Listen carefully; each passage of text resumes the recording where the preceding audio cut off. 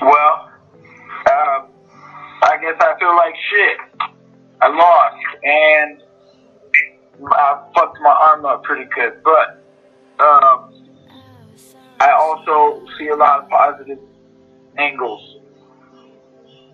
Like, when you say you fucked your arm up, how badly are we talking here? Is it a bone? Is it the muscle fibers? What's going on?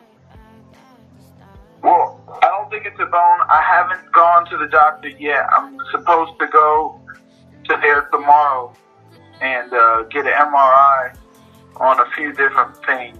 And but like when I say I fucked it up, I mean he held on to it pretty tight, and when I slammed him on it, too bad I couldn't have slammed him on his head and knocked him out, right? When I slammed him on it, it popped once, and then it was already straight. Ladies and gentlemen, boys and girls, I come to you today to address the 500-pound elephant in the room named Michael. No. Jackson Wink. Forget what his name is, but Winklejohn, the coach. I found it very interesting that he released a statement after his fighter, Mike Perry, lost. He didn't address, he addressed the loss, he addressed the performance. But what I really found interesting was the fact that he was quick to shit on Cowboy. He was quick to revert back to the beef that ultimately fueled this whole fight.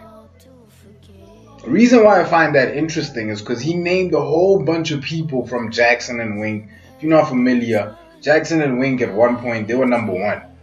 They were number one in terms of how many champions they had. They were winning against everybody. It was just crazy, right? That was round about the time John Jones was on top. Holly Holmes knocked out Ronda. It was just fiery. Then for some reason, the gym just went down, right? And Cowboy's not the only person to complain about Jackson, and particularly Winklejohn. I found it very interesting that he mentioned a whole bunch of Jackson and Wink MMA dudes, right?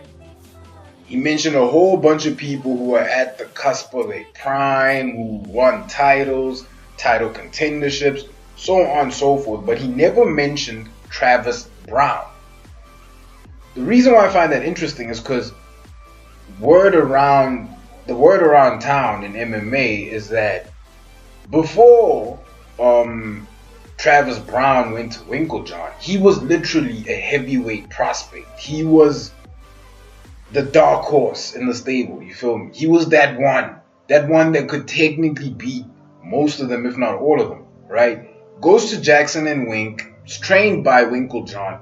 All of a sudden, Travis Brown, the giant heavyweight with insane leg power and insane leg kicks, is trying to box. My guy, I'm not even a boxer and I have better hands than Travis Brown. And that's no slight to Travis Brown. He is a monster. You know what I'm saying? But what you saw under the tutelage of Winklejohn was a coach trying to replicate a formula that only worked for certain fighters. It didn't work for Travis. In fact, when Winklejohn came around, that was when Travis really started losing. The Andrei Arlovsky fight, Kane, a whole bunch of fights. Travis just started losing. And it was simply because he was fooled by this dude into thinking that he was a boxer.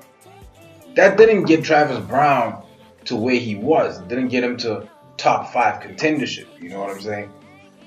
I found it very strange that that same coach didn't mention Travis Brown as one of the best that he's ever trained. So the man who's willing to, advertise his wins the way you would a title won't talk about the fact that he won't talk about the people he screwed over, meaning the people who he coached. The people who he coached at their peak went down. He's not willing to mention that. Found it very, very interesting. Let me know what you guys think. Like, comment, subscribe, and I am out. How do you feel about it? Yeah, Conor McGregor, you're taking everything I work for. I'm gonna fight you. You know what's the real fight? What's the real money fight? It's me, not these clowns that you already punked at the press conference. Don't no one want to see that. You know you beat them already. That's the easy fight.